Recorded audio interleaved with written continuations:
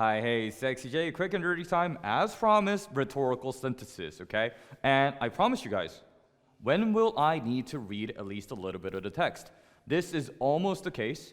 Honestly, guys, although I told you guys, I will tell you when you need to read the text. With my strategies, I realize you don't really need to do it, okay? But I'll give you both ways, okay? Whichever way you guys find easier, go for it, okay? So here, we have a generalization, okay? But that's not it. I have to make and support a generalization. You see there are two parts to the verb, okay? Two parts. So we're going to check that. And before looking at the notes, so I will give you guys the shorter way of doing it, okay? Now, maybe the pattern doesn't fit 100% all the time, so I'll give you guys a backup plan, which will involve reading the notes. Okay, first, the shorter way of doing it. I need to make and support a generalization. And this is really the main theme of this video, okay? The generalization question on the rhetorical synthesis. Generalization on the SAT means a general claim. So that means I am saying this is how this stuff is. Therefore, this general claim is not going to be a specific fact. Specific fact, it's not a specific fact, okay? I'm even going to put an exclamation mark to emphasize this. So with that, Sexy J subscribers, you guys probably already kind of got the point. If you look at A, B, C, D, which ones have, specific fact? A, okay? This generalization, is this a generalization? No, it is not, because that is a specific fact. Lands, waters, resources, international tension, blah, blah, blah, blah, okay? So it only has that part, so it cannot be the answer. Now, this is a multi-layered answer. Multi just means two, really. I need to make a generalization. So I do need to look for a general claim without specifics. So A is out because it only has specifics. There is no general claim. What about B? It's the same thing. It's just more detail, right? That is, again, not a generalization. C is a very good example of a generalization. The Alta conflict had a lasting impact. That's a very general and vague claim. Like, yay, that works. No, because that's why I put the check marks in the beginning of the video. Make and support. Make the generalization works. For SAT purposes, this is how this goes. You guys also saw this in the reading questions, or in the function questions, okay? So you first make the generalization, and then you must support the generalization with specifics. In other words, you make a statement without specifics. That's generalization.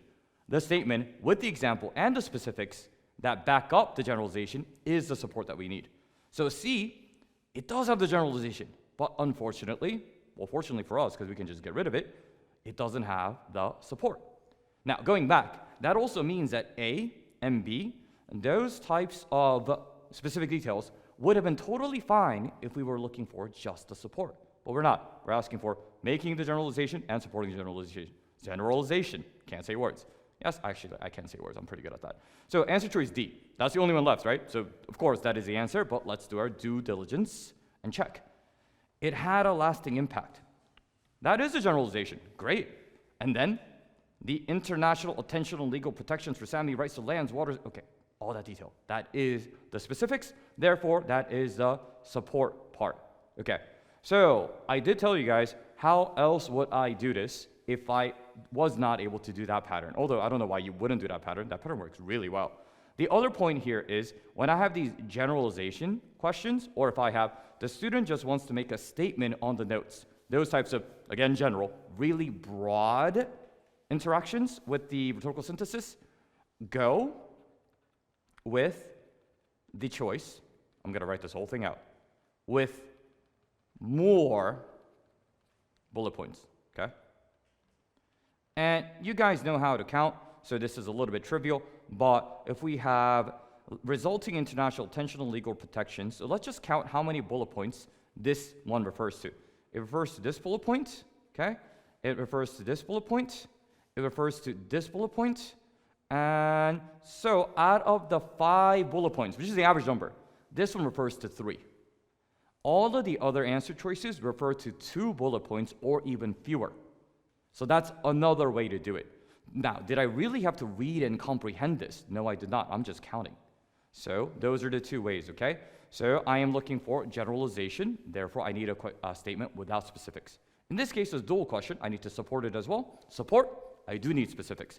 And if that pattern, you didn't want to do it for some reason, generalization question or a broad statement about the rhetorical synthesis, just pick the one that uses more bullet points.